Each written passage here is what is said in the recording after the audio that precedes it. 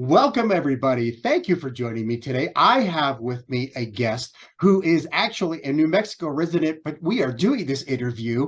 She is in Sydney, Australia. Ladies and gentlemen, this is Ty Cooper. Ty, thank you very much for joining me today. It's much appreciated, especially considering that you're on the other side of the world from me right now. I'd like to ask you some questions because I'd like to understand and I'd like to know some more about you. So now originally, you're from Tulsa, Oklahoma. Were you born and raised there, or did you just kind of end up there in Tulsa? Um, I have a long history. Well, my parents, I should say, have a long history with Tulsa. I'm the great granddaughter of Amos Partridge, who was a big tribal leader for the Creek tribe in Tulsa, and so my mother's whole side of the family comes that from Tulsa, and my father's side, my great grandfather was John Cooper, and he was a United States federal marshal and in Tulsa. And so both sides of my family came, down the line in Tulsa, and they lived there all their lives. I left Tulsa though when I was just a kid, and I never went back. So Oh, my dad was out of the military and functioning, and he began a lot of job seeking and things like that. And it took him to several places in the Western United States. And I just kind of moved away from that area. So there okay. you go. Okay, so you weren't really raised there. You left there as a young child. So Yes. what city, where did you end up, like going to high school and stuff? Where was that? Well, like I said, my dad, they moved a lot. And first, I think we went to Denver, and I went to school there for a while. And then my folks moved to Albuquerque. My dad got transferred. He was working for an oil company, and he got transferred to Albuquerque. And we lived in Albuquerque for about 3 years. And then we moved back to Denver again. And I went to high school up there at Oh, Lakewood okay. and, Okay. and North Glen. Mhm. Okay, let's talk about when you first started singing, your early days of singing. Did singing come naturally to you? Did you take lessons and such, or did you just sing because you like to sing? I just sing because I love to sing. Okay. But I think a great thing that is one of the reasons I hate to see the music programs stripped out of the schools today is it was a school teacher when I was in chorus, Hmm. in an elementary school. And she took a fancy to me, and she, used to tell me, you can really sing. I mean, even when I was just a little kid. And and so her encouragement to me really helped a lot, like in the very beginning. And she entered me. She said, "I'm going to enter you in the school talent show," and I said, "Okay." And she entered me in a pantomime thing, and she gave me the old tune, "Always." I'll be loving you Always, always. yeah. And I sang that, and I won. I won Nice. the little, prize. And that kind of started me down the road for singing. But I never was able to get lessons or have anything interesting like that happen until I was in Santa Fe. And then I met Jacqueline Jacqueline de Lusignan, who was the mezzo soprano for the Belle Arts Opera, and she was the lead in the Mikado. And at that time in Santa Fe, I had a rock and roll band, and a country western band. And they were pulling this production of the Mikado up, and they were looking for singers, people to sing. And I've never had any musical training or had any education and things like that. But one of my friends said, go over there and audition for them. You can sing. So I went over and I met Chris Berg, who was the musical director. And he said, well, can you sing a third? I said, no. He said, well, can you sing this note? And I said, yeah.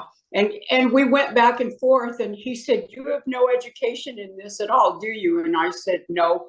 And he said, but God, you can really sing, so you're in. And that was how I started. And that was where I met Jacqueline. And then at the end of that production, she came to me and she said, I never train anyone anymore, ever. But she said, I will train you.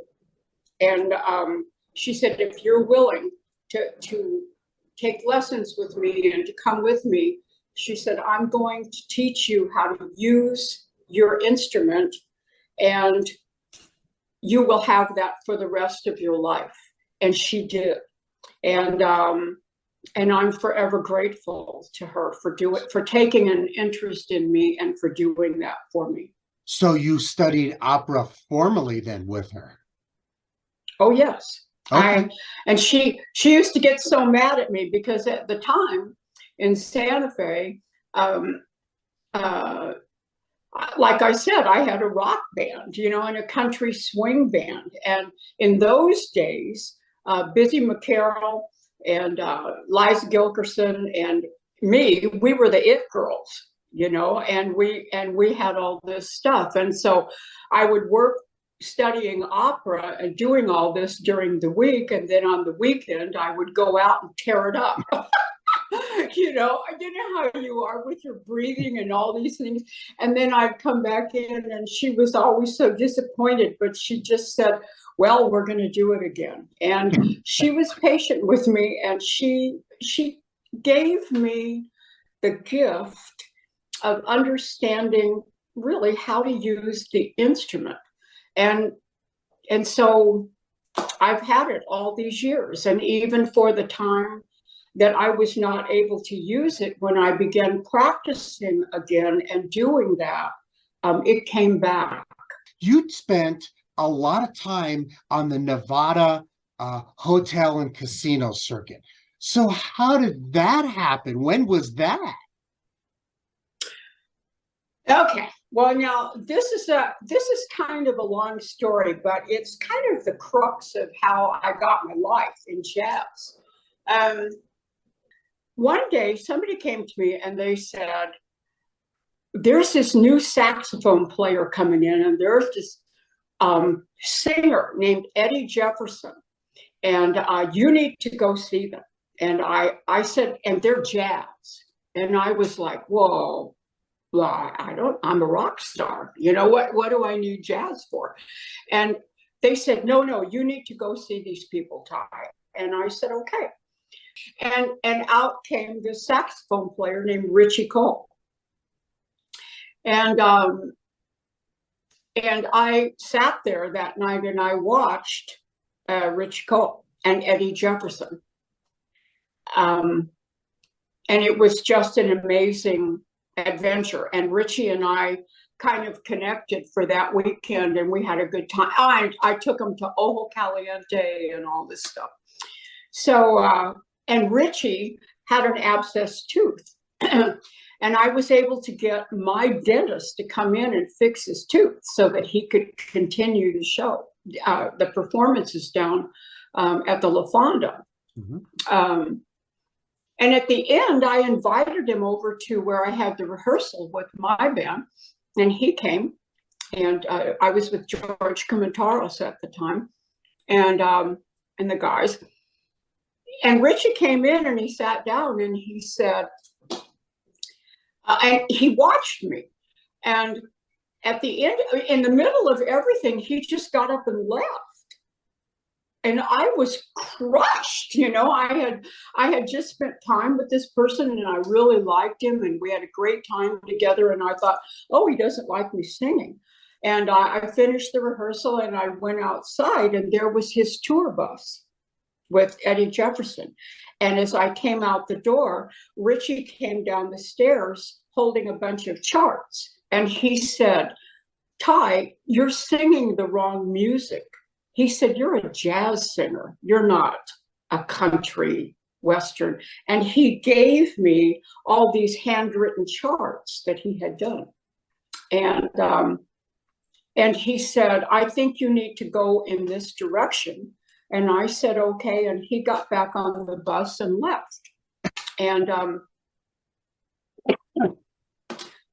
I went back to my band, Jupiter, you know, and I said, hi, we need to learn Autumn in New York and Sophisticated Lady. And, you know, and my band looked at me and said, have you lost your mind? And I said, well, yeah, but I've decided that I'm going to be this kind of a singer instead. And so then I met Sherman Rubin. Do you remember Sherman? Kind of rings a bell, but no, not really. Okay, he's gone now. But then I met Sherman Rubin and Dave Wilkerson and a couple of other people. And Sherman at the time was the only person around that was really kind of playing jazz. And so I said, well, I want to do this. And he said, okay. And we started playing together and he started teaching me jazz, you know, the standards and what was going on. And I began doing that. And Sherman and I were pretty successful there. And we went to the Forge and the Inn of the Governors and La Fonda and you know, all of these places, and we put jazz in there when there wasn't jazz in those days. And it was really nice. But then it got to the point where the clubs and everything, and Sherman said to me, you know, Ty, if you're going to move forward, you're going to have to go where there's more jazz musicians. And I had a friend at the time, her brother was a blackjack dealer in Reno, and I contacted Charlie Ludlow, who actually used to work for the New Mexican.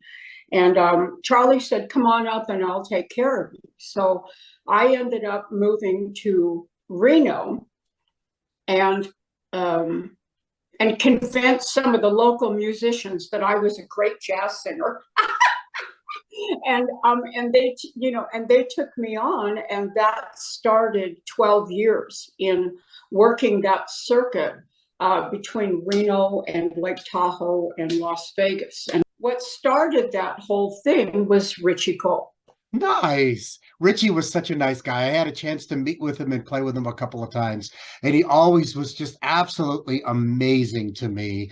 And he had so many great stories. God, he had so many great stories. He always did. So you played. So you did the whole hotel circuit and stuff like that in Nevada area, and you said that you did that for many years. So from there, you moved to Germany and you stepped away from your career as a musician and as a jazz vocalist. What happened?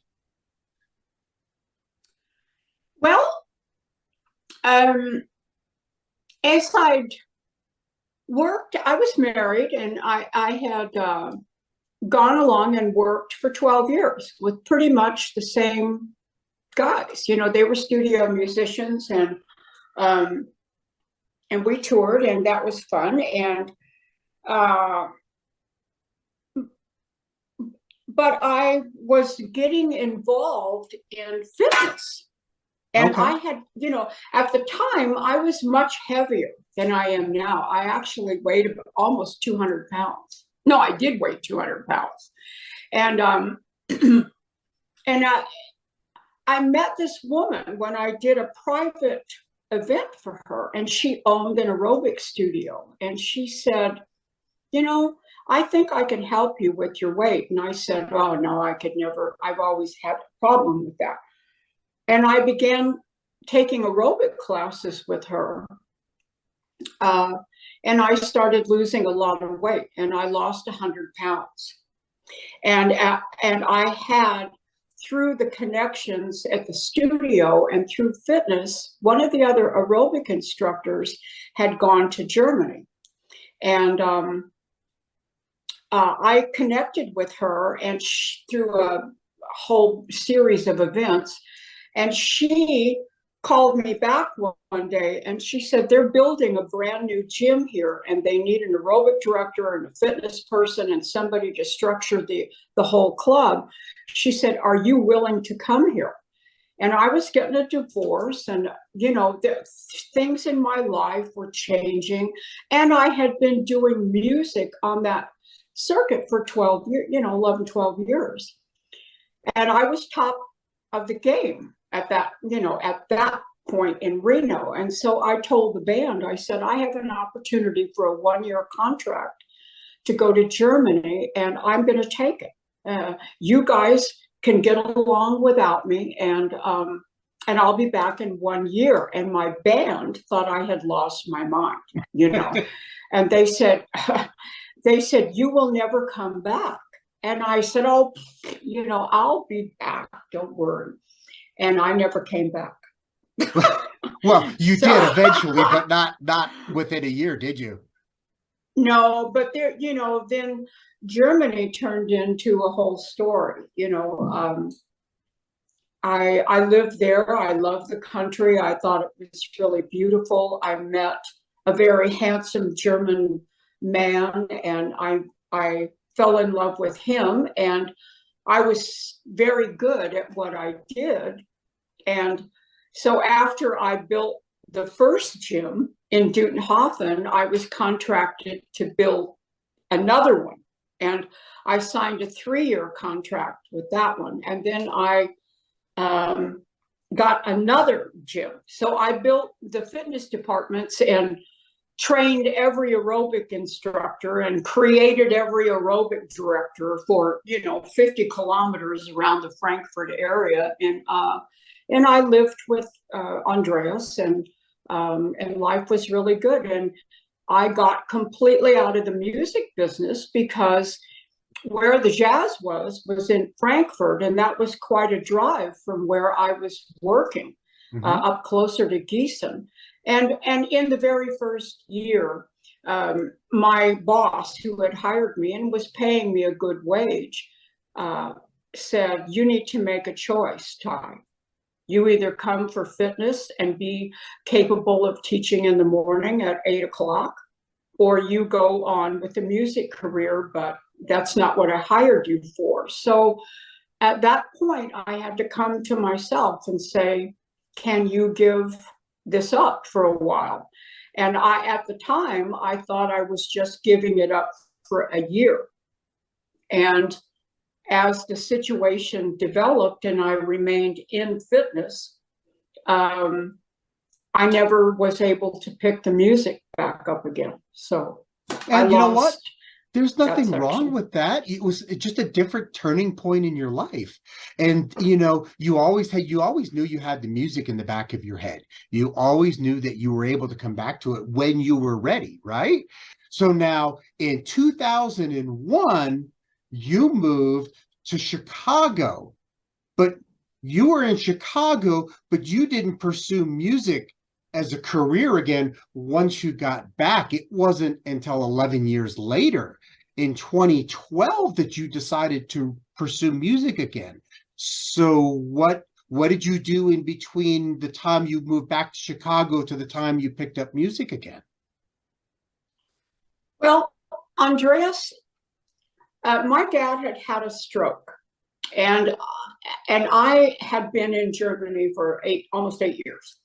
And I had trained everything, I had done it, and I knew that I was completed there. And what I really wanted, because Andreas was a structural engineer, I wanted him to give him the opportunity of coming to America. And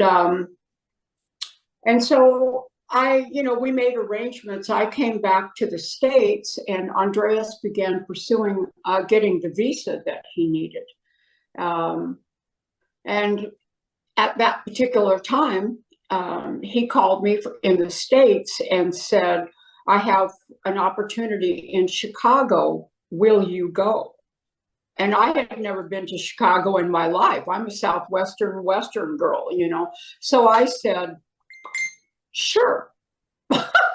Well, yeah. You know, and yeah, sure, you know, because he was the love of my life. So I went to Chicago. But don't forget, I had just come from 8 years of solid fitness, and I was a major trainer at that point and an administrative person. So when I got to Chicago, my path led me into being the aerobic director for 3 powerhouse gyms. I was the fitness supervisor out at the Skokie Park district. I worked for East Bank. And I had been away from the music business for so long, and fitness was paying the bills. So I just stayed in fitness and built a big personal training business, and that's where I made my money. And then Andreas, remember in 2009 when everything went downhill and we had the big economic, well, he worked for an engineering firm, and of course people were not paying their bills at that point, and so the firm closed. So Andreas lost his job, and we began pursuing, and I had my personal training business. People were still working out, so everything was fine there. But he got a job in Qatar. And yeah, and so I stayed and worked in fitness, and then he moved to Qatar for a year to see whether or not he liked this company, and that's how that worked. So, am I answering your question? Yes, you are answering my question. So, okay, so let's talk about in 2012, you started pursuing music again. Why the switch? What brought you back to music besides Chicago, which is the home of countless of clubs and musicians and wonderful music? I'm familiar with the city. So what brought you back to music? Why all of a sudden, after doing fitness for all these years, what brought you back to jazz singing? Well, when Andreas moved to Qatar, in Doha, I had decided that I would give up the fitness business and just go be a wife, you know, and travel around the world. And and when I got there, 2 weeks after I got there, Andreas had a seizure and was diagnosed with glioblastoma multiforme 4, brain cancer. And so Andreas, the week after I got to Doha with him, had brain cancer. Oh no. And I was his caregiver, and I took care of him. And a year later, I had to bring him back to the United States because he was dying, and we came home. And shortly thereafter, Andreas passed away on September 12th, 2012. And that was the end of a 20-year marriage to somebody that I really loved, and I didn't know what to do. And so after I could pull myself together a little bit, and the other thing, in going to Doha, I had given up my personal training business and farmed out all my clients, and because I was planning to leave. And after a year of taking care of him with cancer, brain cancer, I was out of shape, and you know, I just didn't think that I could be in fitness anymore at the level that I had been before. So I was sitting in the basement one day, and I thought, well, what are you going to do now? And I opened a cabinet, and in the cabinet, there was a book of old charts from Las Vegas. And I I reached into the cabinet and I pulled the charts out, and they were all covered with water stains and coffee stains and cigarette butts, and I pulled them out, and I thought to myself, you know, you used to be able to carry a tune, and the way you learned was with the instrument. So do you want to begin again with the instrument? And I said, I think I can do that. I think she taught me how to do that. And that's how I switched around. And then I took a couple of these old beat up charts to a jam session with these big hot dog Chicago players at the time. And I went in and I said, well, hi, can I sing a tune with you guys? And they were like, sure. You know how musicians always like look at singers who are approaching in a jam session with a chart going, hi, can I sing this? You know, and I was like, yeah, right. So anyway, I stepped up on the bandstand and I called this tune. You know what, Mike? It was just like second nature. I stepped up on the bandstand. I called this tune. I told him what key it was. I turned around to the drummer. I counted it off. I sang the tune, and these guys played for me. And at the end, they just all looked at me and they said, well, you're kind of rusty, but be here next week and we'll go. And you know what? And those guys took me back in Chicago, and they helped me get my feet back underneath me again. And I'm forever grateful to Tommy Mulder was really important, a piano player, Kelly Still, a bass player. I mean, these guys they knew who I was, or had a sense of not who I was, you know what I mean? That I know what you mean. And they had this idea that I could do it. Yeah. You had the stage presence. You had the idea. You knew what to do, and they realized what it was, and they said, you know what? Maybe we should pursue this a little bit more. Yeah. And that's a good thing. So okay.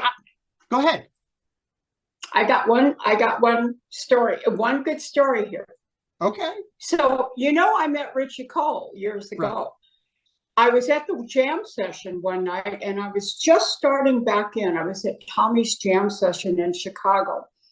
And I laid a couple of charts, and this big, tall guy walked over, and he flipped over one of these charts when I was sitting at the bar, and I was kind of like, whoa. And he said, oh, what, are you a singer? And I said, yeah, I'm trying to be that again. And he said, oh, well, maybe you want to play a tune with my cousin who's over in the corner. He's a saxophone player. And I said, yeah. And I said, who's your cousin? He said, Ritchie Cole.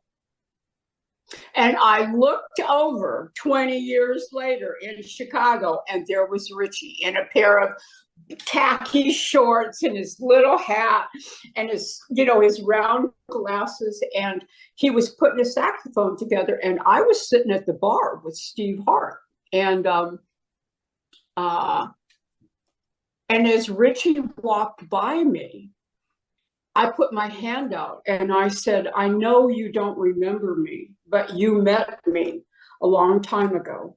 And he turned around and looked at me, and he stepped back and he said, no, I remember you.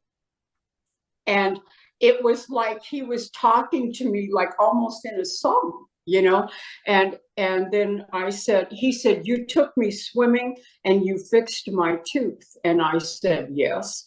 And he said, you're unforgettable.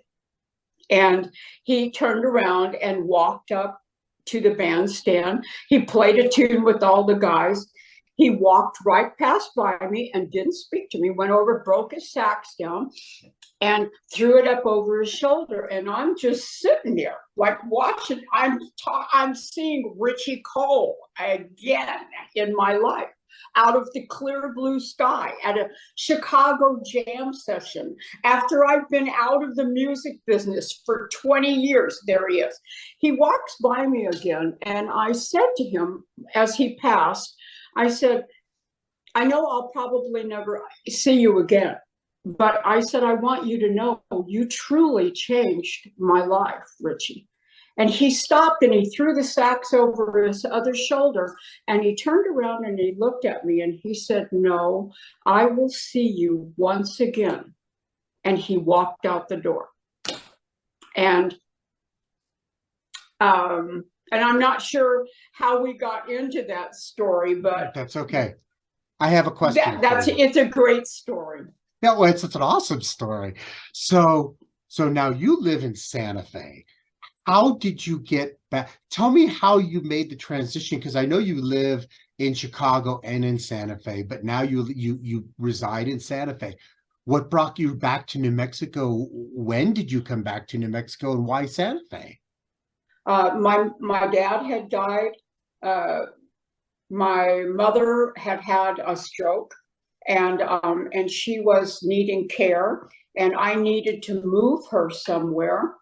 Andreas was gone, and but at this point I was working in Chicago, and a lot, but I hated the winters. And after Andreas was gone, there was no one to help me anymore with like 6 feet of snow and below freezing temperatures most of the time, and it was gray a lot. So I called up a couple of my old girlfriends who still lived in Santa Fe, and I said, if I bring my mom down there and if I buy a house down there, can you at least look in on her and help her a little bit until I can get there? And I'll come down and live there in the winters, and she can live there year round. And my girlfriends said, of course, Ty. So I came back to Santa Fe. And I bought a house, and then I owned my house in Chicago. So right. I traveled back and forth. Okay, so you have performed all over the world, because I looked at your resume. I mean, you have performed all over the world. Now, right now, you are in Australia, and I'm in the United States. You are performing in Australia. So tell me, how did that come about? Was that just kind of a leap of faith, or did you have help arranging all of this in Australia? So I started looking at different things, and like you said, I work Paris, I work Frankfurt, I work Chicago, I work all these different places. But I started looking at different places that looked interesting to me. And for some reason, Australia looked interesting. And I met someone who kind of opened a door for me a little bit to come in just for a few days. And then, of course, too, Mike, don't forget, we had the pandemic. Yeah, and that kind of shut everything down.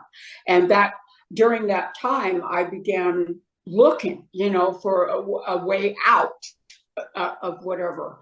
And this person said, well, why don't you come down to Australia for a couple of days and see what's going on? So I did. Okay. And in July, I came down with just for 11 days. And while I was here, I met James Ryan, who was a saxophone player, and he had a jam session. And it was kind of like my story with all jam sessions. I go into the jam session and go, hi, can I sing a tune? And they'll go, yeah, all right. And I sang a tune with these guys, and it just worked perfectly, and they talked to me afterwards, and James said, if you ever decide you want to come back here, I'll help you, or we'll help you. And I said, oh, sure. And I left and went back to America. And he connected with me a little bit, and I kind of connected with him a little bit. We started watching each other. And one day on Messenger, he wrote me and he said, I meant what I said. If you want to come back here, we will help you. you Okay. know, and I said, okay. And so I reconnected back into that. And I knew that these guys started to actually reach out to me, and they booked gigs for me.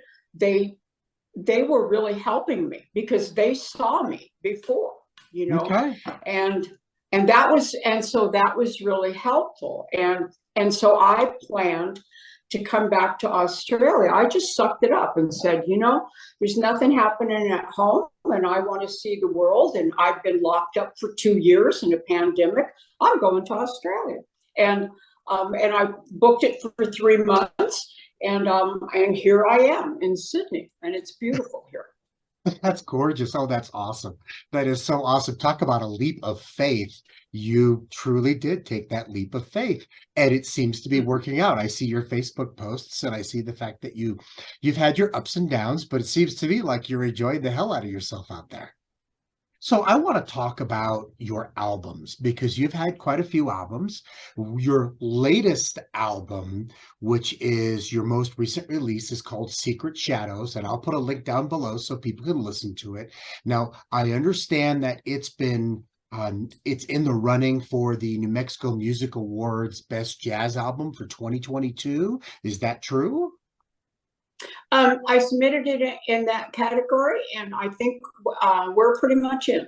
And a couple of tunes off of that album. I think you know who produced that for me and who worked on that with me was Sid Findlay. Oh, such a great guy. And I want to tell you, in the last couple of years, I went through some really hard times.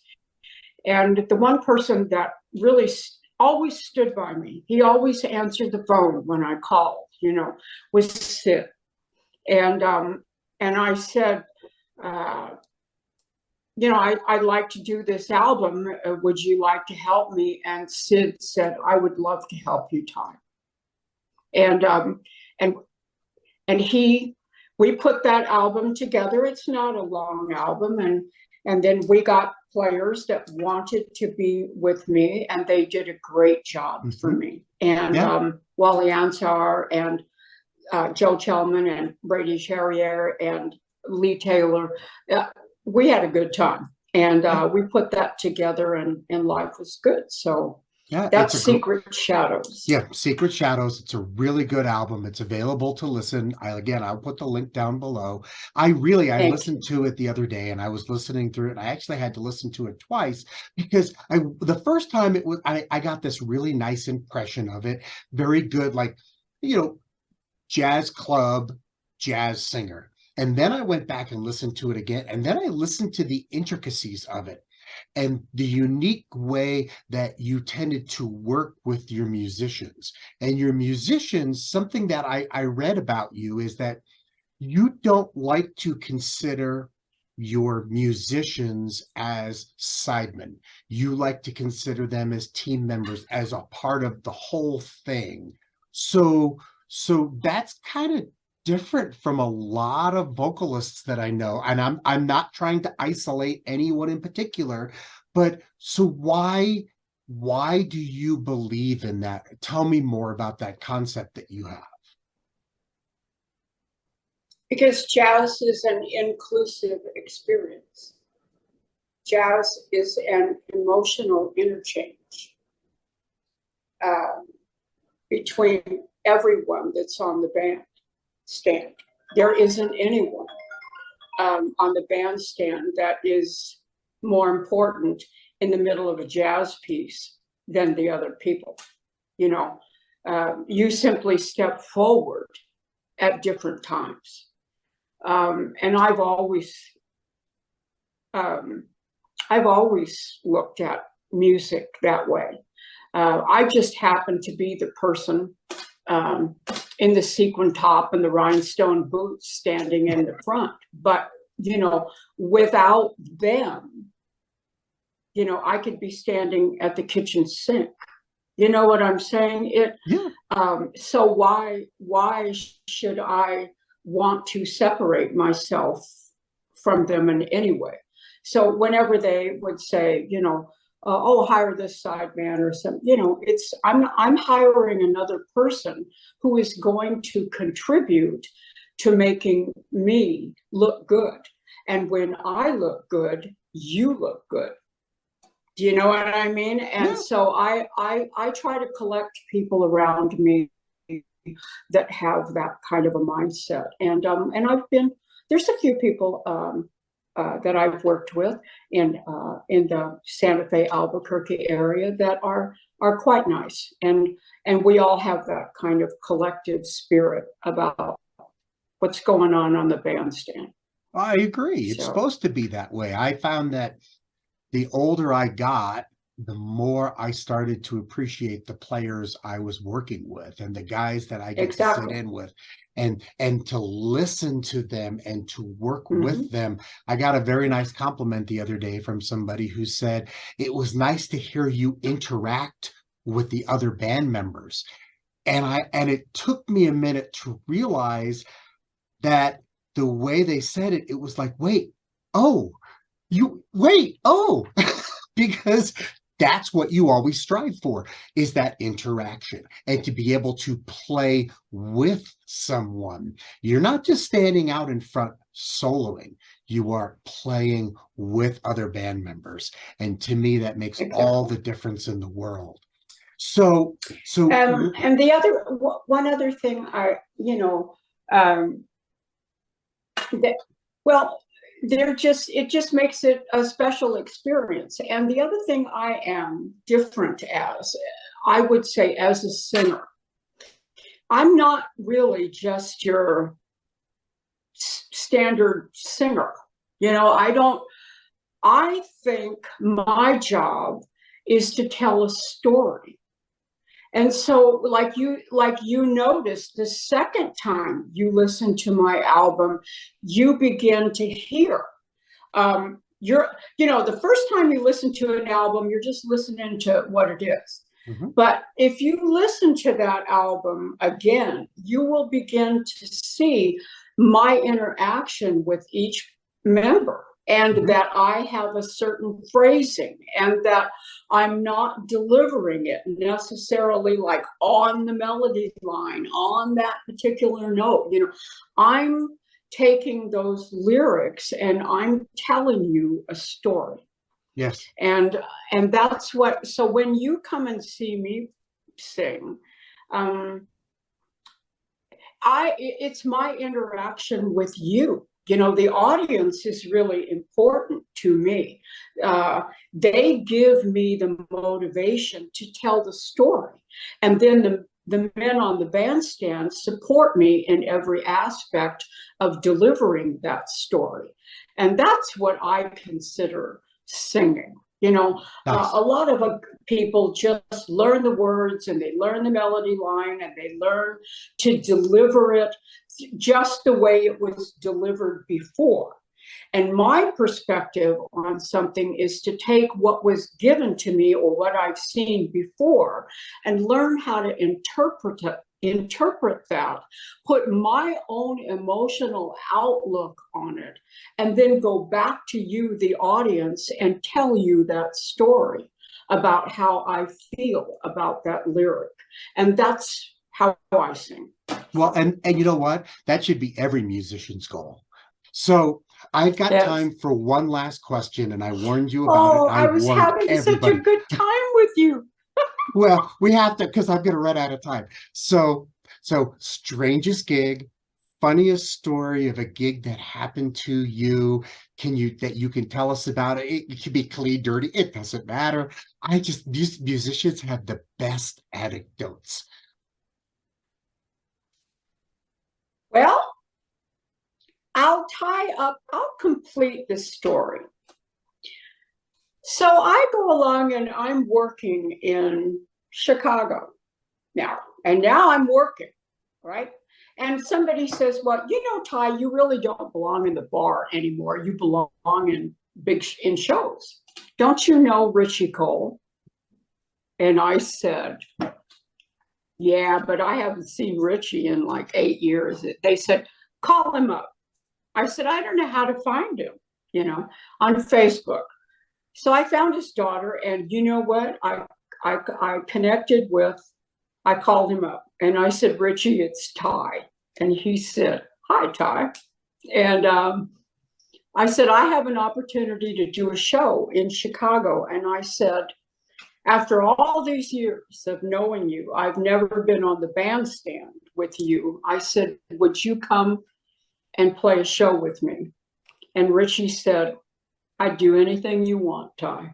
And he did. So I put a show together in Chicago before I really started moving in the direction of Santa Fe again. And I called it Close Encounters, because Ritchie and I, over 30 years, just passed like each other, like, and never really connected again after Santa Fe.